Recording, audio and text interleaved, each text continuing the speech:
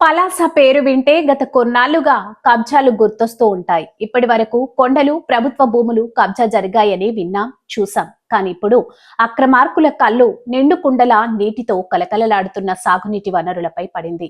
ఇక వివరాల్లోకి వెళ్తే శ్రీకాకుళం జిల్లా పలాస కాశీబుగ్గ మున్సిపాలిటీలో 59 ఎకరాల్లో జగన్నాథ సాగరం ఉంది. స్థానికులు పెద్ద చెరువుగా వ్యవహరించే ఈ తాగునీటి వనరు ఇప్పటికే 15 ఎకరాల మేర కబ్జాకు గురైందని స్థానికులు చెబుతున్నారు.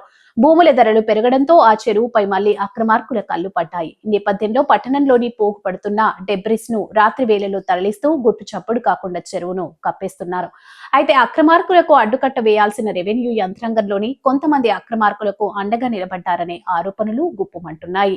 ఉన్నతాధికారులు స్పందించి ఈ విషయమై సమగ్ర విచారణ చేపట్టి జగన్నాథ సాగరాన్ని కాపాడాలని స్థానికులు కోరుతున్నారు.